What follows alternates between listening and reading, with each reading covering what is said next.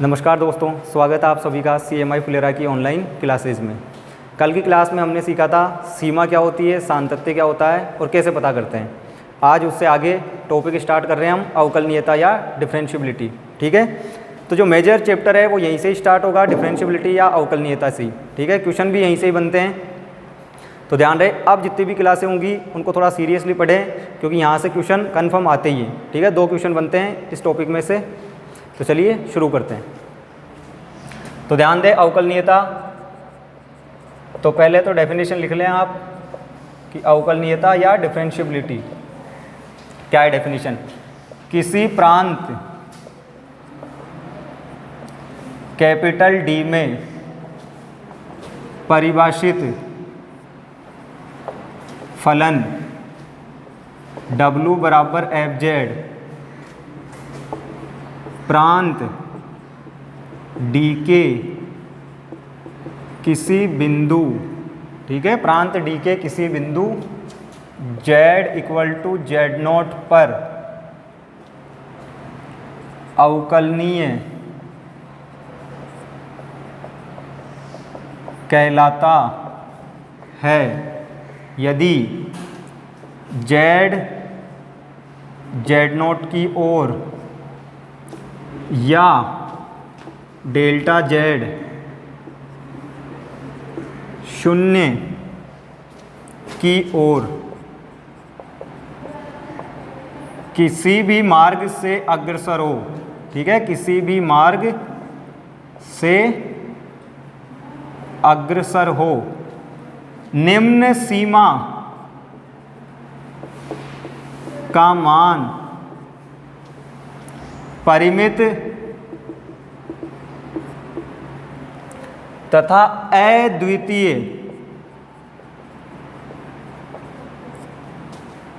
प्राप्त हो। तो कौन सी सीमा?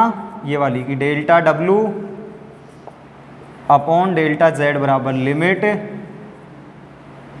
Z टेंड्स टू Z0, ठीक है, FZ minus FZ0 upon Z minus Z0, या इसी को आप यूँ भी लिख सकते हैं delta W upon delta Z बराबर limit delta Z tends to 0 F Z plus delta Z minus Z0 plus delta Z minus FZ0 upon delta Z। ठीक है, इस सीमा के मान, या यूँ लिखे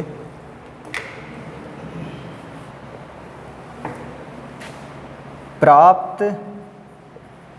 इस सीमा के परिमित तथा अद्वितीय मान को ही फलन FZ का बिंदु Z0 पर फलन FZ का बिंदु Z0 पर अवकलन कहते हैं तथा इसे F डैश Z0 द्वारा व्यक्त करते हैं। तो अर्थात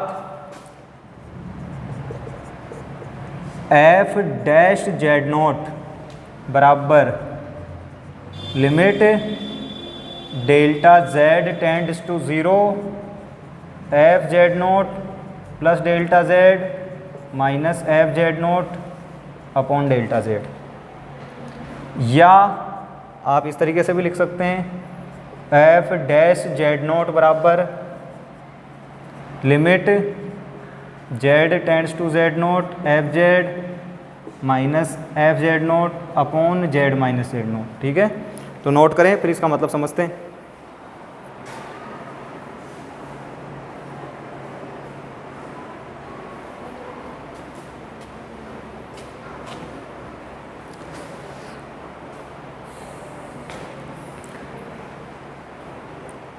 तो अब ध्यान दे क्या बोल रहा हूँ मैं कि अवकलनीयता या डिफरेंशियबिलिटी का मतलब क्या होता है। देखो, यदि बात करें हम रियल की, तो रियल एनालिसिस में किसी भी फलन का अवकलन कैसे निकालते थे, या वहाँ पे अवकलनीयता का सूत्र हुआ करता था limit h tends to 0 f of a plus h minus f a upon h. ये सूत्र था अवकलन का, ठीक है। या इसको हम बोला करते थे लेफ्ट हैंड डेरिवेटिव, ठीक है, कि दायां अवकलज, और एक बायां अवकलज भी हुआ करता था a माइनस एच, ठीक है। उस टाइम क्या आ जाया करता था a minus H upon minus H, इस तरीके से। तो दायां और बायां दो टाइप के अवकलन हुआ करते थे। तो बेसिकली ये फॉर्मूला था अवकलन का, ठीक है। तो इस फॉर्मूले में और इस फॉर्मूले में आपको सिमेट्री दिख रही होगी थोड़ी बहुत, कि देखो एफ ए कि वहाँ पॉइंट ए हुआ करता था, यहाँ हो गया एफ जेड नोट, ठीक है। वहाँ ए प्लस एच, तो यहाँ Z naught plus delta Z, upon में एच, अपॉन में डेल्टा जेड। वहाँ एच टेंड्स टू 0 था, यहाँ डेल्टा जेड टेंड्स टू 0 है। तो सेम टू सेम ही है, ज़्यादा फर्क नहीं था, ठीक है। तो वहाँ पे ये अवकलन या डिफरेंशियबिलिटी या अवकलनीयता चेक करने के लिए फॉर्मूला हुआ करता था। इसको हम बेसिकली राइट हैंड डेरिवेटिव, और एक minus H upon minus H आ जाया करता था, तब लेफ्ट हैंड डेरिवेटिव बोलते थे। यहाँ अवकलनीयता चेक करने के लिए ये फॉर्मूला है, ठीक है। अब वहाँ पे दो ही टाइप के डेरिवेटिव निकालते थे हम, या दो ही टाइप के रूट्स की बात करते थे, कि एक तो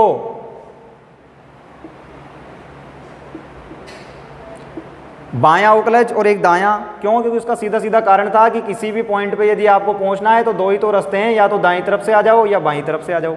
तो केवल दो ही टाइप के डेरिवेटिव, बायां और दायां। कल की क्लास में मैंने आपको बताया है कि जो कॉम्प्लेक्स एनालिसिस है उसमें फ़र्क किस चीज़ में आ गया। पहली बात तो रास्ते हो गए अनेक, क्योंकि जो कॉम्प्लेक्स है उसमें कैलकुलेशन चलती है एक प्लेन में, एक कॉम्प्लेक्स प्लेन में, एक्स और वाई की कोई भी पॉइंट हो, जेड बराबर एक्स प्लस आयोटा वाई, ठीक है। तो उसको एक कॉम्प्लेक्स प्लेन में डिनोट किया जाएगा। मान लिया ये है एक्स कोमा वाई। तो एक तो उसका वास्तविक भाग जो वास्तविक अक्ष पे, जिसको एक्स को हम बोलते हैं वास्तविक अक्ष, और स्मॉल एक्स है उसका वास्तविक भाग जेड का, और एक वाई जो कि काल्पनिक भाग है उसको काल्पनिक अक्ष पे, ठीक है।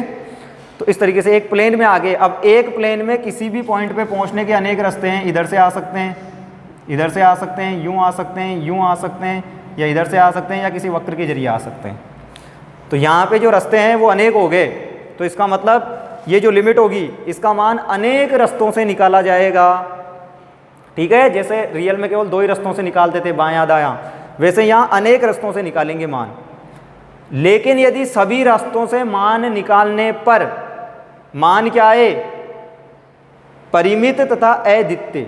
अद्वितीय का मतलब होता है केवल और केवल एक मान आए, कि चाहे आप रास्ते कितने ही बदल लो हर बार मान सेम आए, ठीक है। कि जैसे मान लिया मान आ रहा है स्मॉल एम, तो हर बार मान स्मॉल एम ही आना चाहिए, चाहे रास्ता कोई सा भी ले लें हम। यदि हर बार मान सेम आ रहा है और परिमित भी आ रहा है, मतलब अनंत नहीं आना चाहिए, ठीक है। कि फाइनाइट आए और यूनिक आए, परिमित आए, अद्वितीय आए, तब हम बोलेंगे कि फंक्शन एफ बिंदु जेड नोट पर डिफरेंशिएबल है, अवकलनीय है, ठीक है। क्लियर? अच्छा, ये दोनों सेम ही है फॉर्मूले, ठीक है। कैसे है सेम ही? देखो जेड जो है ना भाई, जेड बढ़ रहा है जेड नोट की तरफ, ठीक है। और इनके बीच का जो डिफरेंस है जेड और जेड नोट के बीच का, वो है डेल्टा जेड।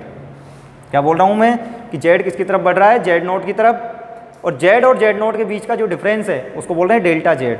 तो बताओ जब जेड जेड नोट की तरफ बढ़ेगा तो डेल्टा जेड किसकी तरफ बढ़ेगा भाई, कि जेड जब जेड नोट की तरफ बढ़ेगा तो डेल्टा जेड किसकी तरफ बढ़ेगा, कि आप जेड की जगह जेड नोट रख के देख लो, तो जेड की जगह जेड नोट रखोगे तो Z note minus Z note 0, तो इसका मतलब डेल्टा जेड किसकी तरफ बढ़ेगा, 0 की तरफ। तो ये तो लिखा है डेल्टा जेड किसकी तरफ बढ़ेगा, 0 की तरफ।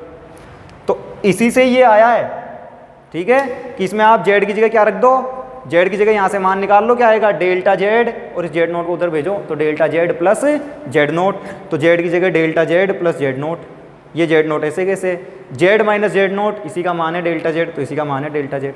जब जेड जेड नोट की तरफ जाएगा, तो जब जेड जेड नोट की तरफ जाएगा तो यहाँ जेड नोट रखो, तो Z note minus Z note 0, तो डेल्टा जेड 0 की तरफ जाएगा, ठीक है।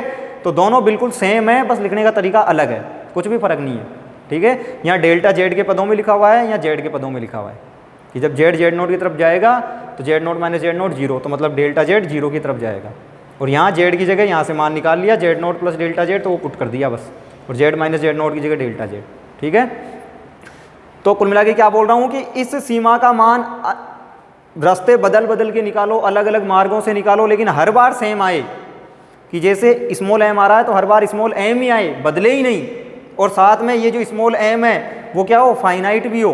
ठीक है, परिमित राशि हो, अनंत नहीं होना चाहिए। तब हम क्या बोलेंगे कि जेड नोट पर फलन एफ अवकलनीय है। और ये जो स्मॉल एम आएगा, इस स्मॉल एम को बोलेंगे जेड नोट पर फलन एफ का अवकलन। ठीक है, कि ये जो परिमित तथा अद्वितीय मान आएगा, इसी को क्या बोलेंगे, एफ जेड का बिंदु जेड नोट पर अवकलन। और इसको किससे निरूपित करेंगे, एफ डैश जेड नोट, कि एफ डैश जेड नोट का मतलब क्या है, जेड नोट पर फलन एफ का अवकलन। एक बार डैश लगा हुआ है तो एक बार अवकलन, डबल डैश मतलब 2 बार अवकलन। ठीक है, तो ये नोटेशन है कि ये जो वैल्यू है यदि फाइनाइट और यूनिक है तो इसी को क्या बोलेंगे, डेरिवेटिव या अवकलन फलन एफ का जेड नोट पर। ठीक है, क्लियर, तो नोट करें, फिर क्वेश्चन करते हैं।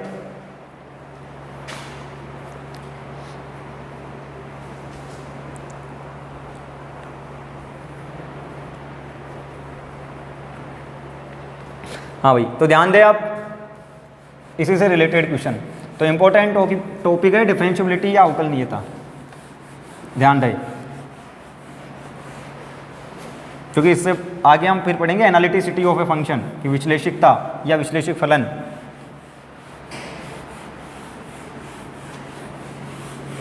तो उसमें काम आएगा बार बार, तो ध्यान रहे। तो देखो पहले क्वेश्चन में लेके चल रहा हूं,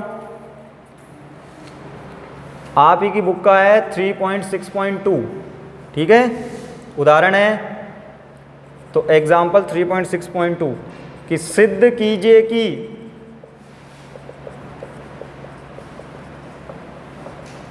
प्रूव दैट द फंक्शन, सिद्ध कीजिए कि फलन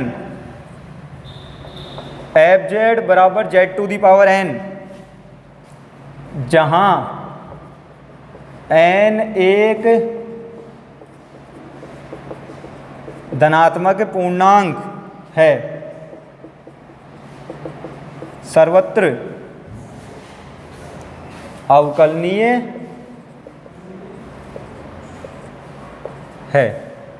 ठीक है, सर्वत्र अवकलनीय है।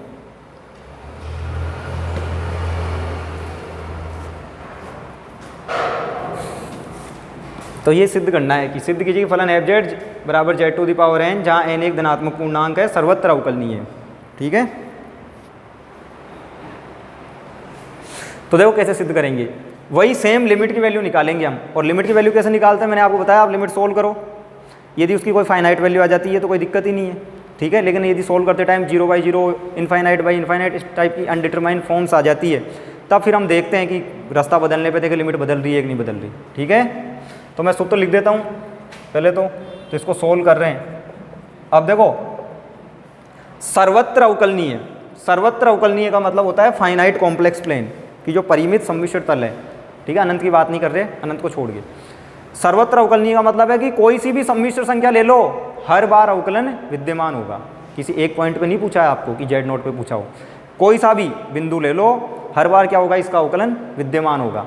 तो हम क्या करते हैं, कोई भी एक आर्बिट्रेरी पॉइंट ले लेते हैं, कोई भी एक स्वेच्छ बिंदु ले लेते हैं, जिसको किससे डिनोट करेंगे, जेड से, कि यदि इस जेड पर अवकलन हो गया विद्यमान तो इसका मतलब सब जगह हो गया, क्योंकि जेड हमने अपनी इच्छा से उठाया है ना कोई भी पॉइंट, और यदि जेड पे अवकलन मिल गया तो इसका मतलब सब जगह मिल गया, क्योंकि अपनी इच्छा से लिया गया बिंदु है। अपनी इच्छा से तो कोई सा भी बिंदु ले सकते हैं, और यदि हमने अपनी इच्छा से जेड पे दिखा दिया तो इसका मतलब मैं सभी बिंदुओं पर दिखा सकता हूँ। ठीक है, तो जब सर्वत्र अवकलनीय दिखाना हो तो क्या करते हैं, कोई भी एक आर्बिट्रेरी पॉइंट ले लेते हैं अपनी इच्छा से, तो एक स्वेच्छ बिंदु ले लेते हैं, और स्वेच्छ मतलब खुद की इच्छा से लिया है, तो उस पर यदि मैंने दिखा दिया खुद की इच्छा से लेके, तो इसका मतलब मैं खुद की इच्छा से कोई सा भी पॉइंट लेके दिखा सकता हूँ। और जब कोई सा भी पॉइंट लेके दिखा सकता हूँ तो इसका मतलब हर जगह अवकलनीय दिखा सकता हूँ, तो इसका मतलब सर्वत्र अवकलनीय है। तो ये लिख रहा हूँ मैं कि माना जेड फलन एफ जेड के प्रांत का कोई स्वेच्छ, ठीक है, परिमित बिंदु है, कि परिमित तो है ही, फाइनाइट तो है ही। ठीक है, इनफाइनाइट की तो बात ही नहीं कर रहे। तो अब इस पॉइंट पे अवकलन की बात कर रहा हूँ, चूंकि एफ डैश जेड, कि जेड नोट के लिए सूत्र लिखा था मैंने अभी अभी थोड़ी देर पहले ही, क्या था भाई, ध्यान दें, एफ डैश जेड नोट, ये था limit delta Z tends to 0 f z naught plus delta z minus f z naught upon delta z, ये फॉर्मूला था।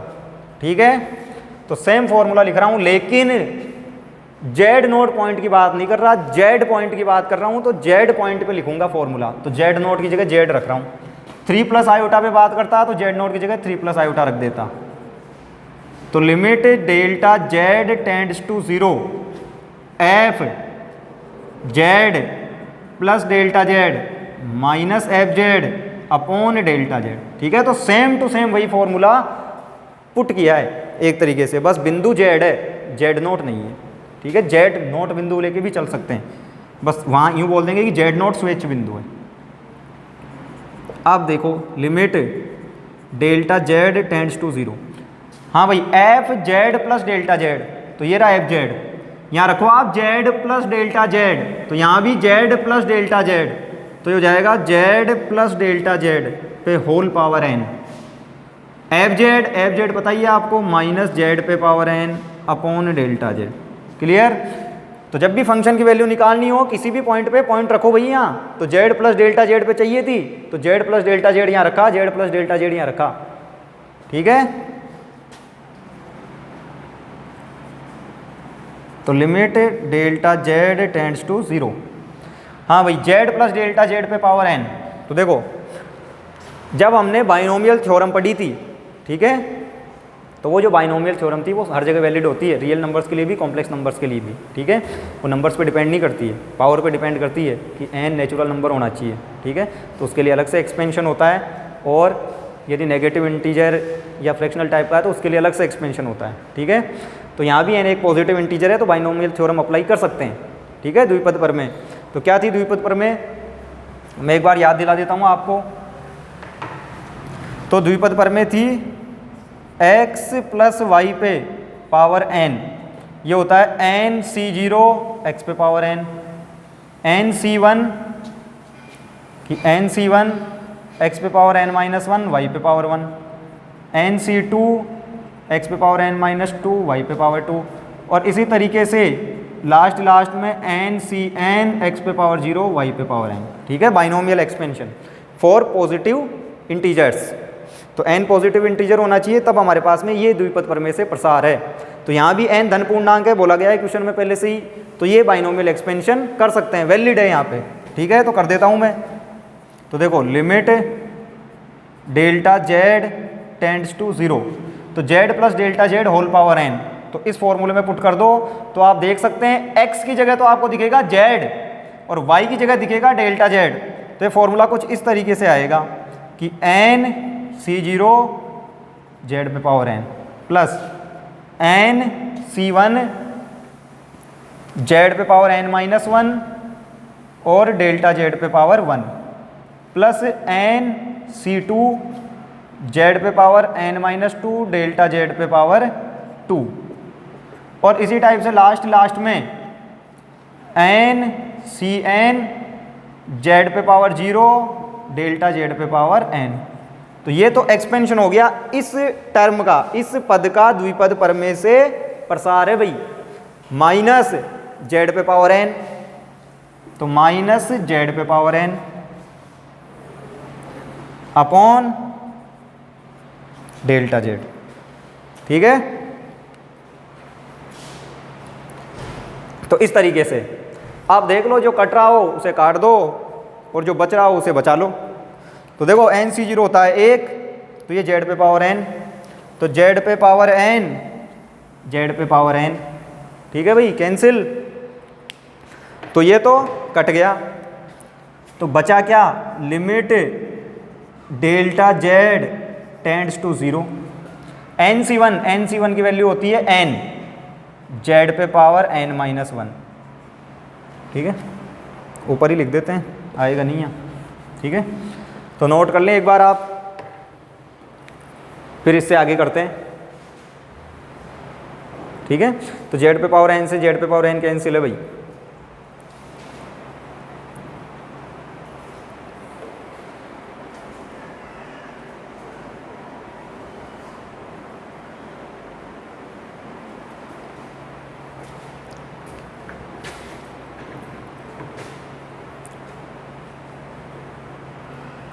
तो अब ध्यान दें इससे आगे,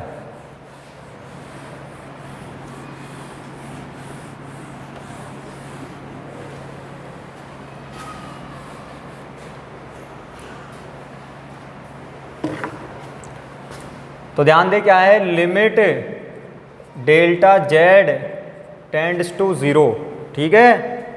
NC1 का मान होता है n, जेड पे पावर n-1, तो जेड पे power n-1 delta Z, plus NC2 होता है n-1 अपॉन 2, ठीक है।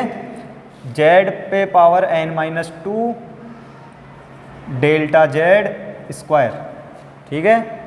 और लास्ट में NCN1, ध्यान रहे जेड पे पावर 0 1, तो डेल्टा जेड पे पावर n, अपॉन में भाग लग रहा है किसका, डेल्टा जेड का। तो देखो भाग डेल्टा जेड का,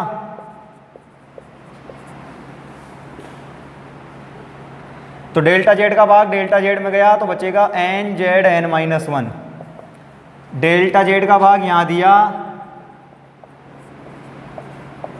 तो जेड पे पावर n-2 और स्क्वायर है तो एक बार बचेगा भाई, और इसी टाइप से लास्ट में n था तो n-1।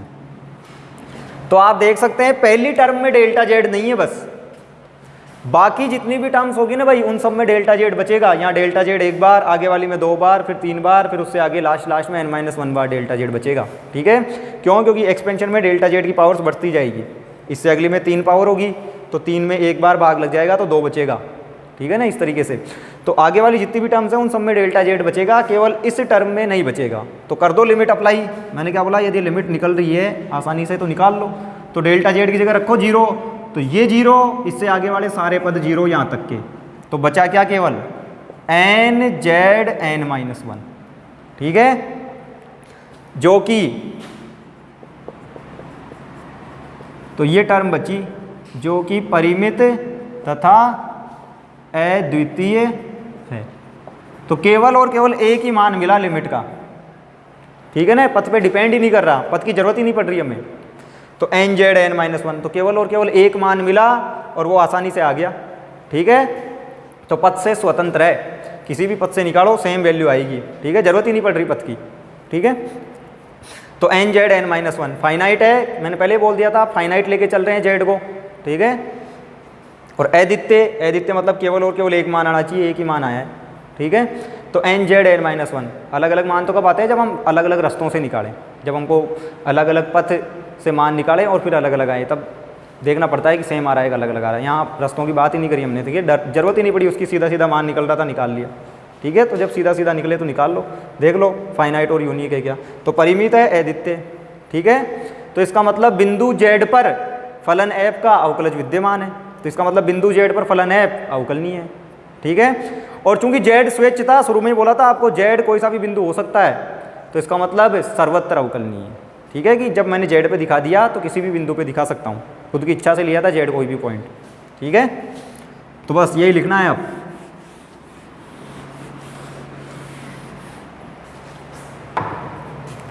तो यहाँ लिख देंगे चूंकि जेड एक स्वेच्छ बिंदु है, अतः फलन एफ जेड संपूर्ण सम्मिश्र तल में अवकलनीय है। यहाँ लिख लेना, एक लाइन ऐड कर लेना, अतः फलन एफ बिंदु जेड पर अवकलनीय है, ठीक है। क्योंकि परिमित और अद्वितीय मिला है ना भाई, तो इसका मतलब क्या हो गया, अवकलनीय है, ठीक है। और जब जेड पर अवकलनीय है, जेड स्वेच्छ है, तो इसका मतलब संपूर्ण सम्मिश्र तल में अवकलनीय है। या संपूर्ण सम्मिश्र तल से मेरा अभिप्राय फाइनाइट कॉम्प्लेक्स प्लेन से है, एक्सटेंडेड कॉम्प्लेक्स प्लेन से नहीं है भाई, विस्तृत सम्मिश्र तल जिसमें अनंत भी शामिल होता है उससे नहीं है अभिप्राय, ठीक है। तो एफ जेड बराबर जेड पे power n, n belongs to capital N, positive integer, ठीक है। तो प्रत्येक धनात्मक पूर्णांक के लिए अवकलनीय है।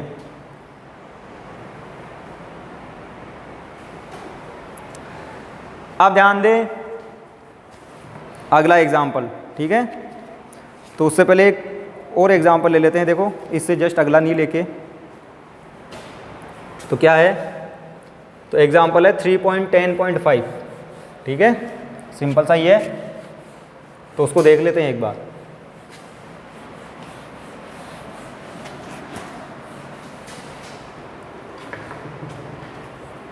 तो सिद्ध कीजिए कि यह 3.10.5, सिद्ध कीजिए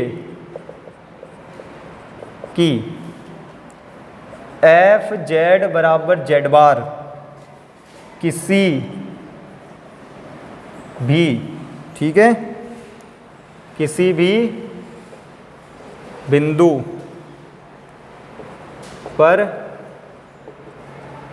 अवकलनीय नहीं है, ठीक है। तो क्या सिद्ध करना है, किसी भी बिंदु पर अवकलनीय नहीं है।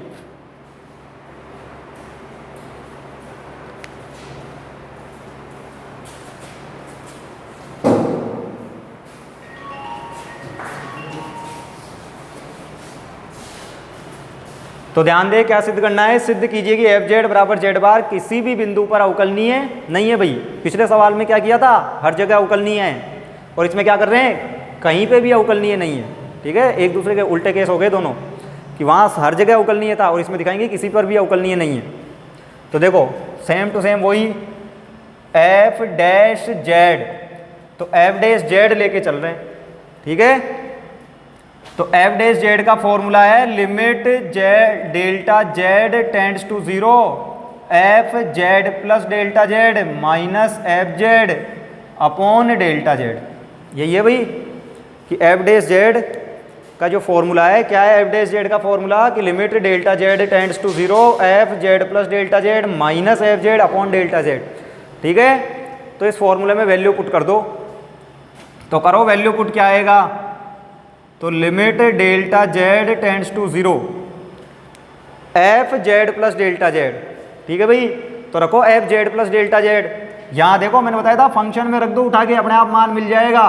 तो जेड प्लस डेल्टा जेड यहाँ रखो, जेड प्लस डेल्टा जेड, तो यहाँ भी जेड प्लस डेल्टा जेड, तो आ जाएगा जेड प्लस डेल्टा जेड का होल बार, ठीक है। जेड प्लस डेल्टा जेड यहाँ रखते ही माइनस एफ जेड की वैल्यू ये रही Z bar upon delta Z, तो अपॉन डेल्टा जेड, ठीक है। अब संयुग्मी के गुणधर्म, तो संयुग्मी के गुणधर्म पढ़ चुके हैं आप, बार अलग अलग हो जाया करता है भाई। तो जेड बार अलग से, डेल्टा जेड का बार अलग से, minus Z bar upon delta z, ठीक है। तो दोनों का बार अलग अलग हो गया। अब जो कटे उसे काट दो, तो जेड बार से जेड बार कट गया, ठीक है। तो बराबर limit delta Z tends to 0, ये हो गया delta Z bar upon delta z. और अब रख के देखो, लिमिट निकलती है क्या। और अब यदि आप लिमिट रख के देखेंगे तो नहीं निकल पाएगी। देखो कैसे, 0 रखो तो 0 का बार, 0 खुद ही होता है 0 का बार, तो 0 अपॉन 0 तो अनडिटरमाइन फॉर्म है। तो अब बात करेंगे हम अलग अलग रास्तों की, ठीक है। तो सबसे पहले और सबसे आसान सा रास्ता, केस फर्स्ट, जैसे कल किया था, माना एक्स अक्ष के अनुदिश, सबसे आसान से रास्ते कौन है भाई, एक्स के अनुदिश वाई के अनुदिश। माना एक्स अक्ष के अनुदिश डेल्टा जेड टेंड्स टू 0, कि डेल्टा जेड एक्स अक्ष के अनुदिश 0 की ओर अग्रसर है। तो अब देखें, तो अब इसका मतलब समझे भाई पहले तो, कि मैं क्या बोल रहा हूं, कि यह है एक्स अक्ष, यह है वाई अक्ष, ठीक है। और ये कोई बिंदु है जेड एक्स कोमा वाई, कि बिंदु जेड ही तो लेके चले एक्स प्लस आयोटा वाई, ठीक है। तो देखो जेड प्लस डेल्टा जेड, तो जेड प्लस डेल्टा जेड, और बिंदु था जेड, तो जेड प्लस डेल्टा जेड कहीं भी हो सकता है इस जेड से आगे की तरफ, ठीक है। तो होगा क्या कि कर क्या रहे हैं कि डेल्टा जेड बढ़ रहा है 0 की तरफ, ठीक है। तो देखो अब जब हम x अक्ष के अनुदिश बढ़ेंगे कि जब डेल्टा जेड 0 की तरफ बढ़ेगा तो एक्चुअल में z प्लस डेल्टा जेड किसकी तरफ बढ़ेगा भाई, z की तरफ। सही है, डेल्टा जेड की जगह 0 रखें तो डेल्टा जेड की जगह 0 रखोगे तो क्या मिलेगा, z। ठीक है, तो z प्लस डेल्टा जेड कोई भी पॉइंट हो सकता है, जैसे मान लिया मैंने ये z प्लस डेल्टा जेड। ठीक है, तो इस प्लेन में कहीं पे भी कोई भी पॉइंट है z प्लस डेल्टा जेड, तो डेल्टा जेड 0 की तरफ बढ़ रहा है। तो डेल्टा जेड 0 की तरफ बढ़ने का मतलब क्या है, z plus delta Z z की ओर बढ़ रहा है। ठीक है, ये मतलब है। तो एक तो आए x अक्ष के अनुदिश होते हुए z की तरफ, तो x अक्ष के अनुदिश होगा क्या, आप देखो जब आप x अक्ष के अनुदिश चलते हैं, कि जब हम x अक्ष के अनुदिश चलते हैं, ठीक है, तो ये जो y का मान है, कि यहाँ पे जो y का मान है, देखो चलो x अक्ष के अनुदिश, तो y के मान में कोई चेंज हुआ क्या, नहीं, y के मान में कोई परिवर्तन नहीं होता। यदि मैं x के मान को देखूं तो देखो यहाँ x का मान, तो यहाँ से आप इधर आ रहे हो तो x का मान बदल रहा है, 4 3 2 1 बदलता जा रहा है, जबकि y का बदला क्या, नहीं, y का फिक्स होता है। तो क्या बोल रहा हूँ, जब भी मैं x अक्ष के अनुदिश चलता हूँ, ठीक है, तो y का मान क्या होता है, फिक्स। तो x अक्ष के अनुदिश y हो जाता है फिक्स, और कोई भी फिक्स क्वांटिटी हो तो उसमें चेंज होता है क्या, नहीं। तो y में परिवर्तन, डेल्टा y का मतलब क्या है, y में परिवर्तन, तो y में परिवर्तन 0। ठीक है, कल जो केस डिस्कस किया था उसकी बात अलग थी, उसमें हम एक्चुअल में ही x अक्ष पे थे। ठीक है, तो एक्चुअल में ही x अक्ष पे स्थित थे हम और मूल बिंदु पे आ रहे थे, तो वहाँ तो y 0 था। तो यहाँ y 0 नहीं है, y क्या है, कांस्टेंट है, फिक्स है, कि जब x अक्ष के अनुदिश चलेंगे तो y की वैल्यू फिक्स रहेगी, कांस्टेंट रहेगी, और जब y फिक्स है तो y में चेंज क्या होगा, 0, y में चेंज हो ही रहा है। ठीक है, y में चेंज हो ही नहीं रहा, डेल्टा y 0। तो जो डेल्टा z बराबर delta x plus iota delta y होता है, यहाँ पे आपको दिख रहा है डेल्टा y मतलब y में चेंज 0, तो ओवरऑल जो डेल्टा z है वो किसके बराबर आएगा, केवल डेल्टा x के। तो ध्यान रहे, x अक्ष के अनुदिश किसी बिंदु पे आने का मतलब क्या है, कि आपकी y की वैल्यू फिक्स हो गई है तो y में चेंज नहीं हो सकता, तो डेल्टा y 0। हाँ, x बदल रहा है बार बार, तो डेल्टा x 0 नहीं है। ठीक है, तो डेल्टा z आ जाएगा केवल डेल्टा x के बराबर। ठीक है, कि z बराबर x प्लस आयोटा y, तो डेल्टा z बराबर delta x plus iota delta y। तो ये जो लिमिट है, ठीक है, तो यहाँ से यदि मैं f डैश z निकालूं तो देखो लिमिट है, अब डेल्टा z का स्थान किसने ले लिया, डेल्टा x ने, तो डेल्टा x टेंड्स टू 0। यहाँ डेल्टा z की जगह delta x upon delta x। ठीक है, तो ध्यान दे, डेल्टा x का बार, हाँ भाई, तो डेल्टा x का बार, अरे x तो रियल नंबर है, ठीक है ना, आयोटा तो है ही नहीं इसमें, तो क्या हो जाएगा, डेल्टा x खुद ही हो जाएगा। तो डेल्टा x से डेल्टा x कट गया 1, तो लिमिट की वैल्यू आई है 1। ठीक है, या आप इसी में थोड़ा आगे और लिखते ना इसको, तो यूँ लिख सकते थे हम, डेल्टा z की जगह वैल्यू पुट करके delta x plus iota delta y इसका बार upon delta x plus iota delta y। ठीक है, तो ये आयोटा की जगह माइनस आयोटा आ जाता, तो चाहे तो यहीं आगे सोल्व कर लो, यहाँ आगे कर लेंगे हम डिस्कस ये। ठीक है ना, तो कोई ज़रूरत नहीं है उसकी, यहाँ तक भी ठीक है, इससे आगे हम यहाँ डिस्कस कर लेंगे जो भी केस आएंगे सब। ठीक है, तो ये केस फर्स्ट था। अब देखें केस सेकंड, तो केस सेकंड क्या है, माना y अक्ष के अनुदिश, कि माना y अक्ष के अनुदिश जो डेल्टा z है वो 0 की तरफ बढ़ रहा है। तो अब की बार y के अनुदिश है भाई, तो अब देखो y के अनुदिश में क्या चेंज आ जाएगा, कि आप यूं आ रहे हो, ठीक है, यूं, तो अब देखो कौन फिक्स रहेगा और किस में चेंज होगा। तो देखो जब आप y के अनुदिश आते हो, जब भी आप y के अनुदिश आते हो तो y की वैल्यू बार बार चेंज हो रही है, जबकि x फिक्स है, जो x की वैल्यू थी हर बार वही है, उसमें कोई चेंज नहीं है। तो अब की बार क्या है, x फिक्स है तो x में चेंज नहीं होगा, तो डेल्टा x 0।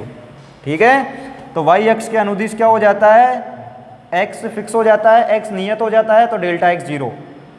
तो यहाँ डेल्टा z किसके बराबर हो जाएगा, तो डेल्टा z था delta x plus iota delta y, तो तो डेल्टा एक्स हो गया 0, तो ये केवल आयोटा डेल्टा वाई, ठीक है, कि डेल्टा एक्स 0। और अब रखो एफ डैश जेड निकालो, तो एफ डैश जेड था लिमिट डेल्टा जेड की जगह क्या आ जाएगा, आयोटा डेल्टा वाई, तो iota delta y tends to 0, यहाँ भी आयोटा डेल्टा वाई, तो उसका bar upon iota delta y, ठीक है, बराबर। अब ये आयोटा, इस आयोटा का तो कोई सेंस है नहीं कि आयोटा थोड़ी 0 होगा, डेल्टा वाई होगा ना 0, तो यहाँ लिख सकता हूँ मैं limit delta y tends to 0। Iota का बार क्या होता है भाई, माइनस आयोटा बता रखा है कि आयोटा का बार माइनस आयोटा, आयोटा की जगह माइनस आयोटा रखना है। तो आयोटा डेल्टा वाई से आयोटा डेल्टा वाई कट गया, तो आया माइनस वाई, -1, ठीक है, कि आयोटा डेल्टा वाई से आयोटा डेल्टा वाई कट गया तो -1। तो एक बोल रहा है +1, एक बोल रहा है -1, तो रास्ता बदलने से मान बदल गया, ठीक है भाई, तो रास्ता बदलने से मान बदल गया, तो इसका मतलब अवकलनीय नहीं है। क्लियर? तो एफ जेड बराबर जेड बार किसी भी बिंदु पर अवकलनीय नहीं है। तो ये दो कंसेप्ट तो आपको ध्यान रखने हैं कि जब x के अलोंग चलेंगे तो y फिक्स, तो डेल्टा y 0, जब y के अलोंग चलेंगे तो x फिक्स, तो डेल्टा x 0, ठीक है। तो नोट करें फिर अगला एग्जाम्पल,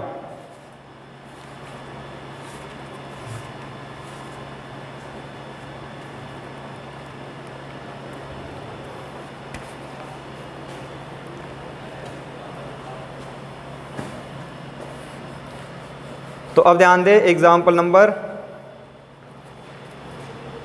3.6.4, ठीक है। तो अब 3.6.4 की बात कर रहे हैं, तो ध्यान दें क्या है,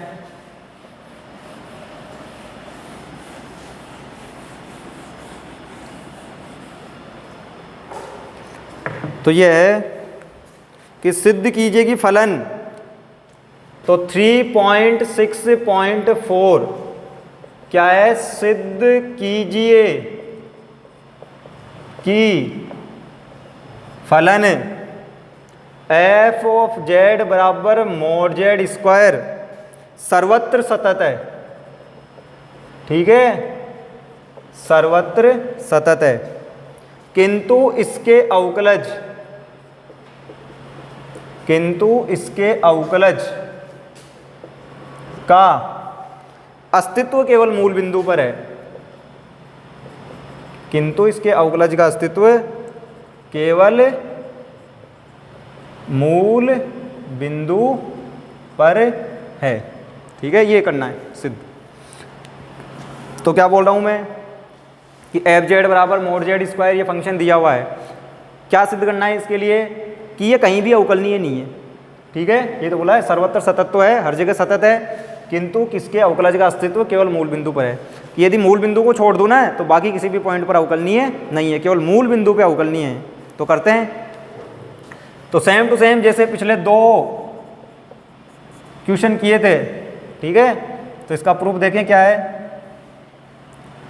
तो चूंकि एफ डैश जेड, तो अवकलज निकालेंगे हम एफ डैश जेड, तो चूंकि एफ डैश जेड किसके बराबर आएगा भाई, एफ डैश जेड फॉर्मूला है limit delta Z tends to 0 f z plus delta z minus f z upon delta z, ठीक है, ये फॉर्मूला है तो एफ डैश जेड का। तो इस फॉर्मूले में वैल्यू पुट करो तो ये वैल्यू आ जाएगी limit delta Z tends to 0 f z plus delta Z, तो यहाँ रख दो जेड की जगह जेड प्लस डेल्टा जेड, तो जेड प्लस डेल्टा जेड, और इसका क्या है मोड, तो मोड का स्क्वायर, तो जेड की जगह जेड प्लस डेल्टा जेड, तो इसके मोड का स्क्वायर, माइनस एफ जेड, तो ये रहा F Z mode Z square upon delta z.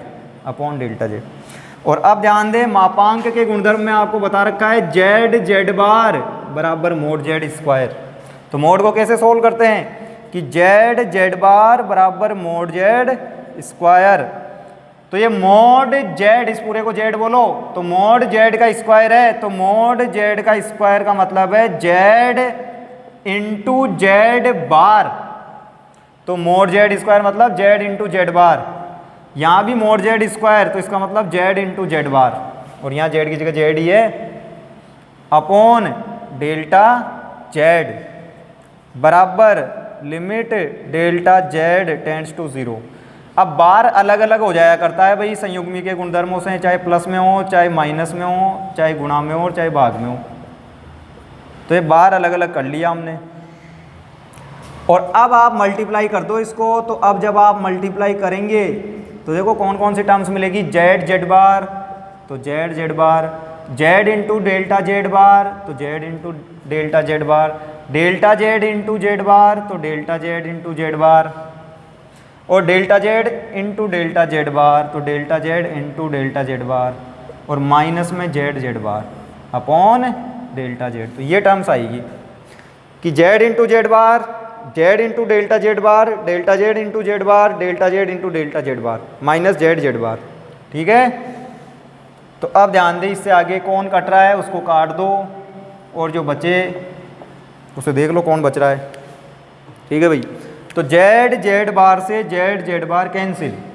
ठीक है, तो बच गया, क्या बच गया, जेड डेल्टा जेड बार ये बचा, प्लस में डेल्टा जेड इंटू जेड बार ये बच गया, प्लस में डेल्टा जेड बार बच गया, अपॉन में डेल्टा जेड का भाग लग रहा है। ये आइडेंटिटी हमने यूज़ की थी, मिटा देते हैं अब इसको। ठीक है, तो ये तीन टर्म्स बच रही है भाई, भाग दो तीनों में अलग अलग। तो जब आप तीनों में अलग अलग भाग दोगे डेल्टा जेड का, तो यहाँ तो मिलेगा Z into delta Z bar upon delta z. ठीक है, यहाँ डेल्टा जेड से डेल्टा जेड कैंसिल, तो जेड बार। ठीक है,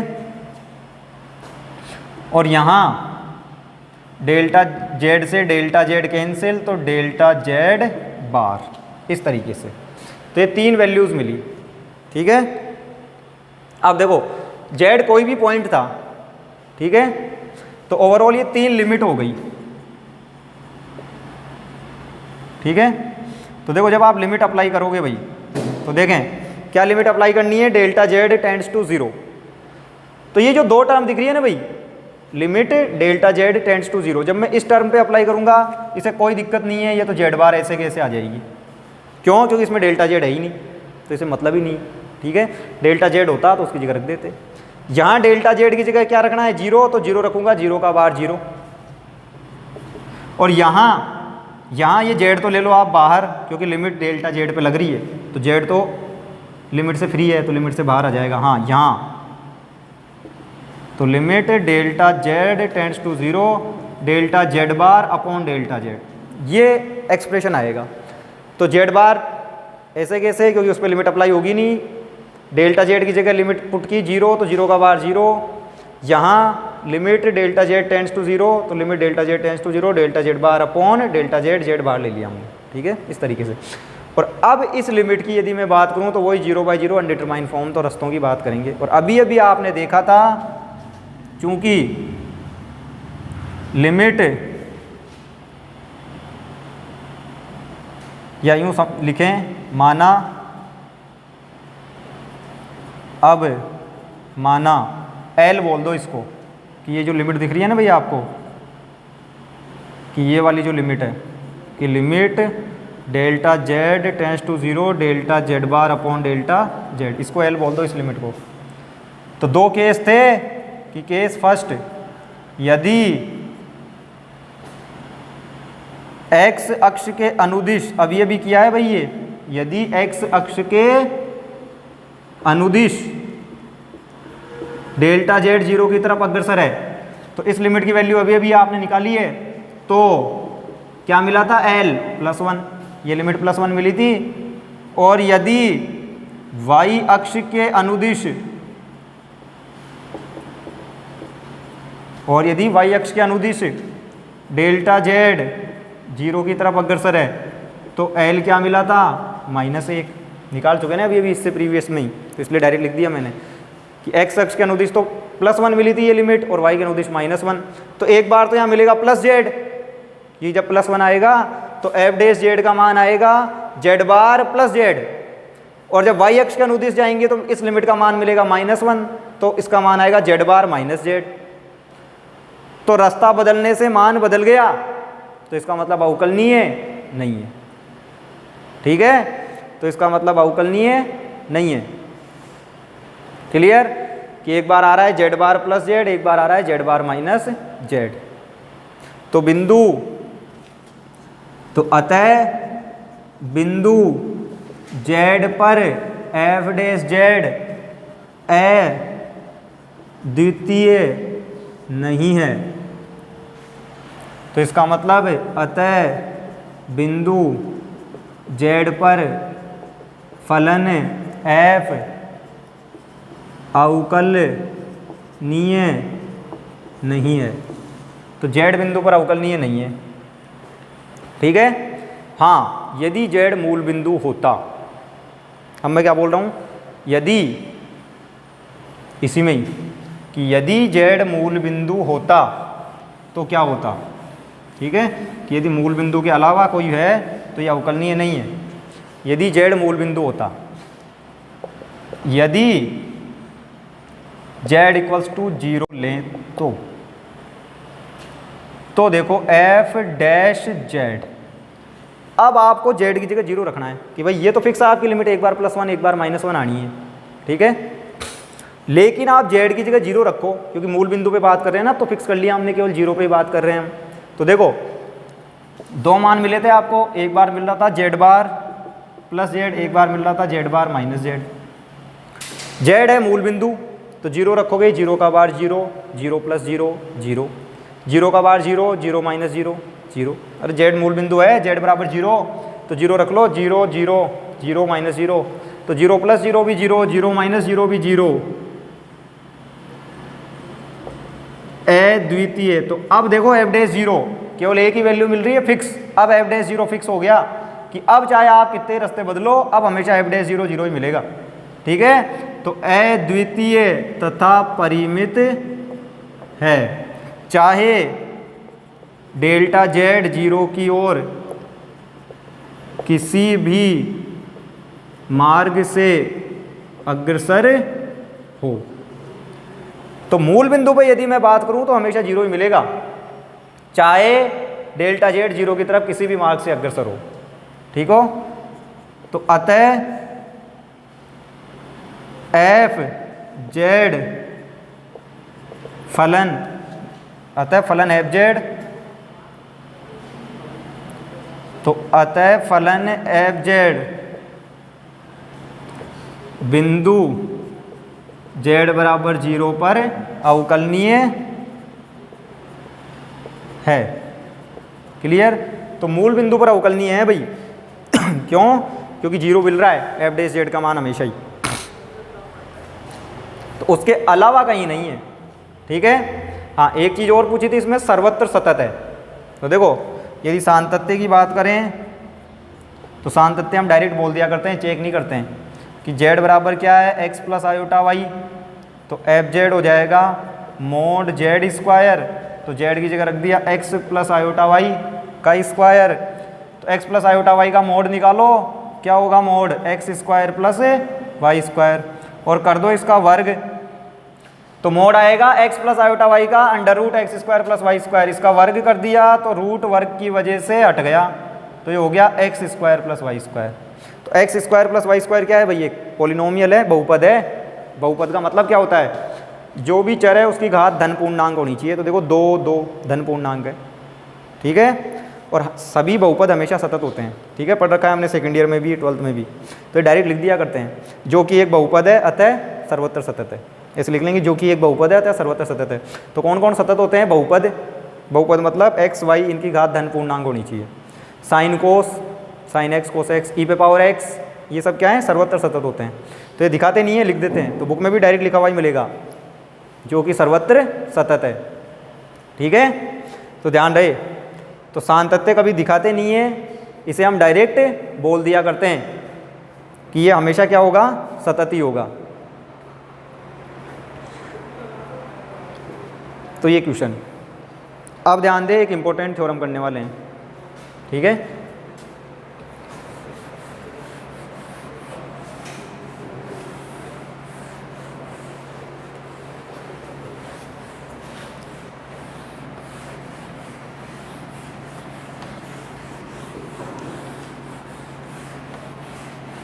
तो छोटी सी थ्योरम है लेकिन इम्पोर्टेंट है। तो क्या है, तो थ्योरम नंबर 3.6.3 यह है परिमित अवकलज के अस्तित्व के लिए सातत्यता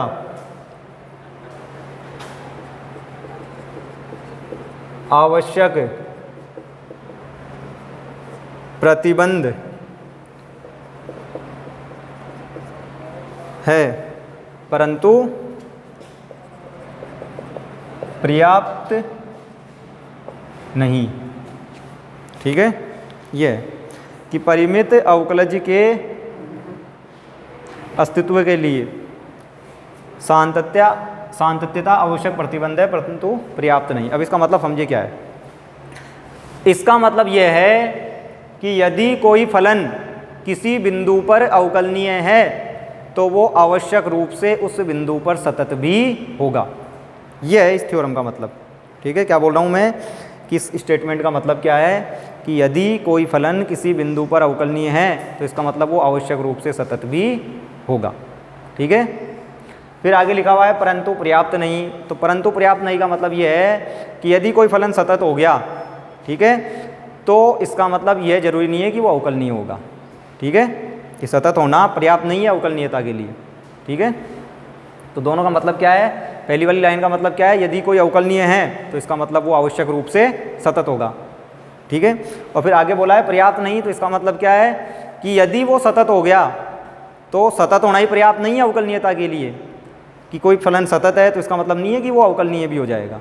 ठीक है, तो ये आवश्यक और पर्याप्त का मतलब होता है।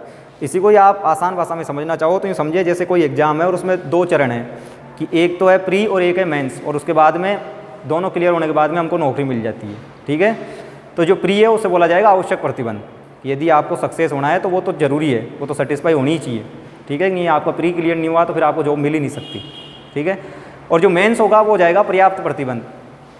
ठीक है, कि आपका आवश्यक प्रतिबंध संतुष्ट हो गया कि आपने प्री क्लियर कर लिया, तो अब आप मेंस भी क्लियर करो, तब जाके आपको जॉब मिलने की पूरी संभावना बन जाएगी। ठीक है, तो ये आवश्यक पर्याप्त में ये फ़र्क है कि यदि आवश्यक प्रतिबंध ही नहीं लग रहा तो हमको वो जॉब मिल ही नहीं सकती। ठीक है, हाँ, आवश्यक और पर्याप्त दोनों चीज़ें क्लियर हो जाए तब जाके जॉब मिल सकती है।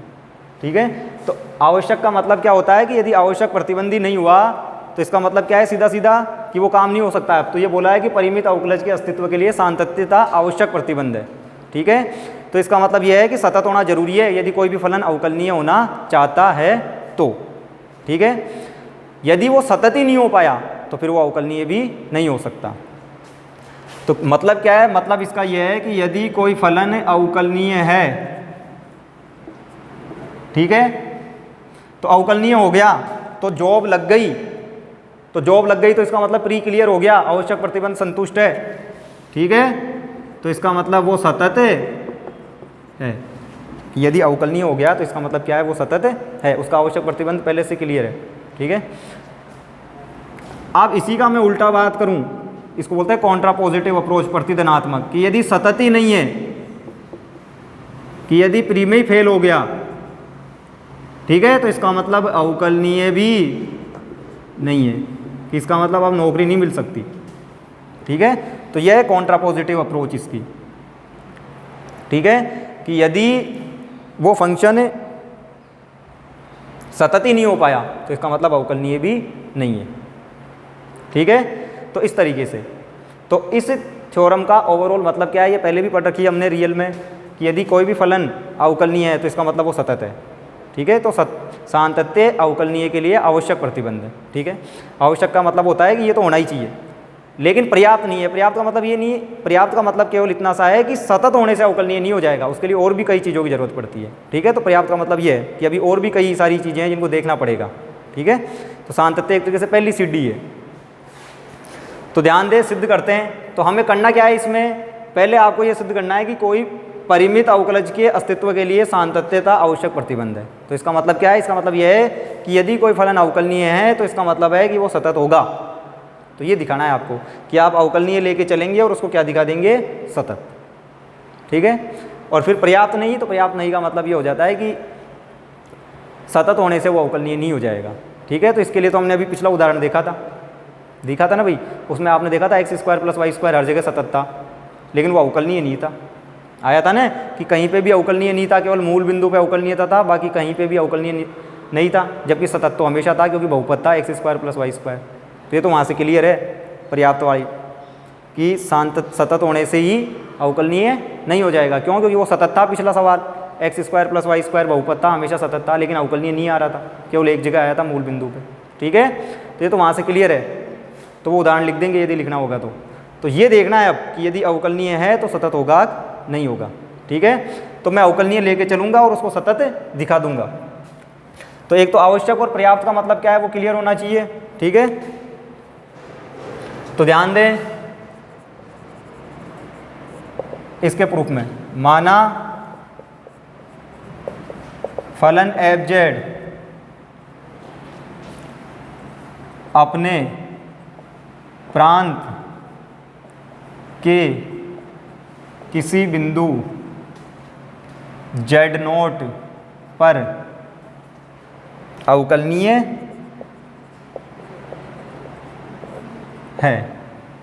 अर्थात f(z0) परिमित तथा अद्वितीय है। ठीक है। कि माना फलन f(z) अपने प्रांत के किसी बिंदु z0 पर अवकलनीय है, अर्थात f(z0) परिमित तथा अद्वितीय है। कि आपने अवकलनीय बोल दिया ना कि z0 बिंदु पर अवकलनीय है, तो अवकलनीय है तो इसका मतलब अवकलन कर सकते हो। ठीक है। और अवकलनीय है तो अवकलनीय है होने की कंडीशन अभी लिखाई थी ना अवकलनीयता में, कि अवकलनीय होने का मतलब क्या है? ये जो लिमिट है f(z0) ये यूनिक होना चाहिए, इसकी एक ही वैल्यू मिलनी चाहिए और साथ में फाइनाइट भी होना चाहिए। ठीक है। तो अवकलनीय लेके चल रहे हैं कि z0 पॉइंट पे अवकलनीय है, तो इसका मतलब f(z0) फाइनाइट है और यूनिक है, तभी तो बोलेंगे अवकलनीय z0 पॉइंट पे। यदि इसी का ही मान अलग अलग आ गया तो अवकलनीय बोल ही नहीं सकते। ठीक है। तो z0 पे अवकलनीय है तो इसका मतलब f(z0) फाइनाइट है और यूनिक है। ठीक है।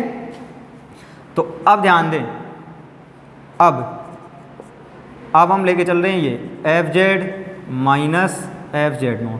ठीक है।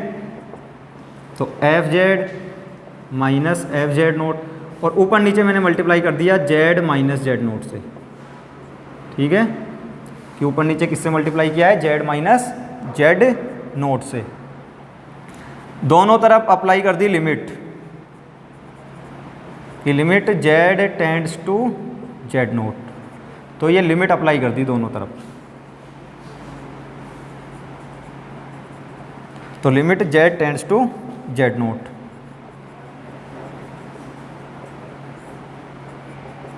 तो दोनों तरफ लिमिट अप्लाई करिए। अब यदि RHS की बात करें, ठीक है भाई, अब यदि RHS की बात करें तो देखो मल्टीप्लाई में है तो ध्यान रहे लिमिट की प्रॉपर्टी होती है कि चाहे प्लस में हो, चाहे माइनस में हो, चाहे गुणा में हो, चाहे भाग में हो, लिमिट अलग अलग हो जाया करती है। तो इस पे लिमिट अलग से लगा लेंगे,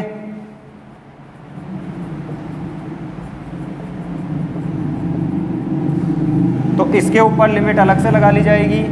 ठीक है। और इसके ऊपर लिमिट अलग से लगा लो, तो दोनों टर्म्स पे अलग अलग लिमिट। ठीक है। तो दोनों पे अलग अलग लिमिट लगा ली। अब इस पद को देखें आपकी ये है क्या? तो देखो limit z tends to z0 f(z) minus f(z0) upon z minus z0। तो ये फॉर्मूला मैंने आपको क्लास के शुरू में लिखवाया था अवकलनीयता का, कि z0 बिंदु पर f(z0) का फॉर्मूला ये होता है। ठीक है। और एक और लिखवाया था साथ में डेल्टा z के पदों में भी। तो ये है क्या? ये है f(z0). क्लियर। और इसके साथ में चल रहा है limit z tends to z0 z minus z0। यहाँ पे रख दो लिमिट, तो रखो। हाँ भाई, z tends to z naught है तो z की जगह z नोट रखो। तो जैसे ही z की जगह z नोट रखते हो तो z note minus z note 0, तो मल्टीप्लाई किससे हो जाएगा? 0 से। अब देखो f dash z note finite है, हमने पहले बोल दिया z नोट पे अवकलनीय है, तो इसका मतलब इसकी केवल और केवल एक वैल्यू है और वो भी फाइनाइट। तो कोई भी फाइनाइट नंबर जब 0 से मल्टीप्लाई होगा तो क्या देता है? हमेशा 0। हाँ, इनफाइनाइट होता तो पता नहीं क्या देता। ठीक है, तो ये फाइनाइट है, फाइनाइट नंबर को 0 से मल्टीप्लाई करोगे तो 0। ठीक है, तो कुल मिला के आपको LHS 0 के बराबर मिल रही है।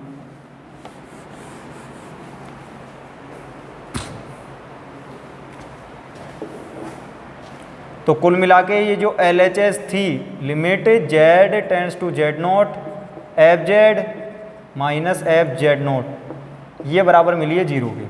तो ये तो थी LHS, तो ये LHS 0 के बराबर मिली है।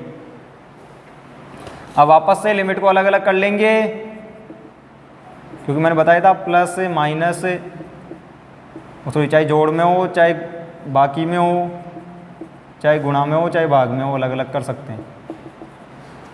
ठीक है, बस भाग में हम ये देखते हैं कि नीचे वाली लिमिट 0 नहीं हो। ठीक है, तो अलग अलग कर ली लिमिट को। तो ये जो टर्म है वो तो ऐसे ही रहने वाली है कि limit z tends to z naught, इस माइनस वाले पद को उधर ले जाओ तो उधर जाके प्लस का, और देखो f z नोट, z की जगह z नोट रखना है। देखो दूसरे पद में क्या है, दूसरा पद क्या बोल रहा है कि z की जगह z नोट रखना है। इसमें z है क्या? इसमें z है ही नहीं, तो इस लिमिट का कोई सेंस ही नहीं है यहाँ। तो ये केवल क्या है? f z naught. ठीक है, कि लिमिट क्या है? z tends to z naught, इसमें z है ही नहीं, ये पहले से ही कांस्टेंट है, f z नोट है ये पहले से ही। ठीक है, तो इस पर लिमिट लगाने का कोई सेंस नहीं है। उसमें z होता तो उस पर लिमिट लगती, जैसे इसमें है z तो इस पर लगेगी। ठीक है, तो ये f z है भाई, तो इस पर लगेगी। तो ये कंडीशन मिली है आपको, और ये फॉर्मूला मैंने आपको कल ही लिखवाया था। तो ये तो क्या है? z नोट पॉइंट पे लिमिट, कि z किसकी तरफ बढ़ रहा है? z note. तो ये तो z नोट पॉइंट पे लिमिट की वैल्यू है, और ये एग्जैक्ट वैल्यू है z नोट पॉइंट पे। तो यदि लिमिटिंग वैल्यू एग्जैक्ट वैल्यू के इक्वल हो जाती है तो इसका मतलब फलन उस बिंदु पर क्या है? सतत। तो कॉपी खोल के देखें, कल जो फॉर्मूला लिखवाया था आपको सातत्य का या सतत होने का, क्या यही था क्या? ठीक है, यही था कि z नोट पॉइंट पे ये हो गई लिमिट और ये हो गई एग्जैक्ट वैल्यू। तो जब एग्जैक्ट वैल्यू लिमिटिंग वैल्यू के इक्वल हो जाए तो इसका मतलब वो फंक्शन क्या है? कंटिन्यूअस या सतत। तो अतः फलन fz बिंदु z बराबर 0 पर सतत है। क्लियर? तो देखो अवकलनीय लेके चले थे और सतत दिखा दिया, तो इसका मतलब सातत्यता अवकलनीयता के लिए आवश्यक प्रतिबंध है। क्लियर? कि अवकलनीय हो गया ना, फिर चेक करने की जरूरत नहीं है, सतत सतत तो होगा, दिख रहा है यहाँ से। ठीक है, लेकिन पर्याप्त नहीं। तो लेकिन पर्याप्त नहीं वाला कैसे लिखेंगे? प्रीवियस एग्जाम्पल लिख देंगे इसमें। तो नीचे लिखना चाहें तो लिखेंगे परंतु सातत्यता अवकलनीयता के लिए पर्याप्त प्रतिबंध नहीं है, और वो पिछला उदाहरण लिख देंगे कि fz बराबर मोड z स्क्वायर सर्वत्र सतत है, लेकिन मूल बिंदु के अलावा कहीं भी अवकलनीय नहीं है। तो वो सेम टू सेम उदाहरण का स्टेटमेंट जो था ना उस एग्जाम्पल का, वो लिख देंगे परंतु सातत्यता।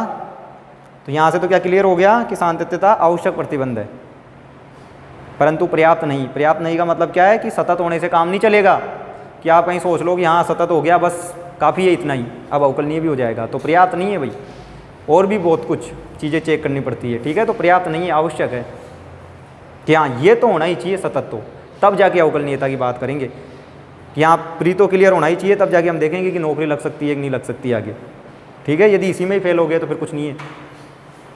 तो पर्याप्त प्रतिबंध नहीं है, तो इसके आगे क्या लिखेंगे कि उदाहरण fz बराबर मोड z स्क्वायर, जो कि सर्वत्र सतत है परंतु मूल बिंदु के अलावा कहीं भी अवकलनीय नहीं है। तो ओवरऑल इसका मतलब क्या है कि अवकलनीय यदि कोई फलन है, ध्यान रहे ये हमेशा बात याद रखनी है, तो सतत भी होगा। लेकिन इसका उल्टा कि सतत नहीं है, ये हर जगह वैलिड है ये रिजल्ट, तो इसका मतलब अवकलनीय भी नहीं है। अरे फर्स्ट स्टेप ही क्लियर नहीं हुई, सतत ही नहीं हो पाया, तो अवकलनीय कहाँ से होगा? पहले सतत होता है, उसके बाद में भी और भी कई चीज़ें देखनी पड़ती है हमको, तब जाके अवकलनीय होता है। ठीक है, तो अवकलनीय होना, ठीक है, तो इसका मतलब सतत है, लेकिन सतत ही नहीं हो पा रहा, पहली स्टेप भी क्लियर नहीं हो पा रही, तो इसका मतलब अवकलनीय भी नहीं हो सकता। तो ये हर जगह ये रिजल्ट वैलिड है, इसको बोलते हैं कॉन्ट्रापोजिटिव अप्रोच या प्रतिदिनात्मक। ठीक है, तो ध्यान रहे इंपॉर्टेंट थ्योरम है, तो अच्छे से याद कर लें। ठीक है, बाकी फिर अगली क्लास में।